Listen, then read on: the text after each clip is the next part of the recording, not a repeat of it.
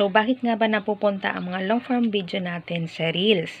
So, una kasi guys, dapat tingnan natin yung ating setting kasi usually, pag hindi natin inayos yung ating setting, talagang mapupunta yan sa Reels, yung mga ina-upload nating long form video kasi hindi naman siya lumagpas ng 90 seconds. So, usually kasi pag ganon, pag less than siya, is automatic napupunta talaga siya sa Reels. So, para maiwasan natin yon, ayusin natin ang setting. So, paano ba natin ayusin ang setting? So, ganito lang yan guys. So, samahan nyo ko. Let's go! So, pindutin natin yan guys, tatlong tuldok na yan. And then, pagkatapos nyan, mapupunta tayo dito.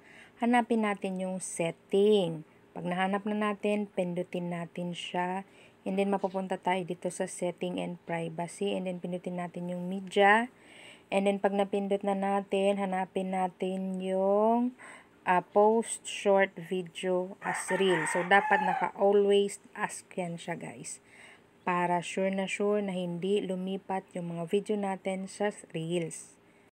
So, dapat ganyan guys ang lalabas kapag kayo ay mag-upload ng less than 90 seconds sa iyong long form video. Dapat papiliin kayo ni Facebook ng create Reels o kaya create post instead. Kasi nga less than ang inyong i-upload. So, dapat ganyan pag naayos nyo na yung inyong setting. So, yan lamang guys. Sana nakatulong. Thank you for watching.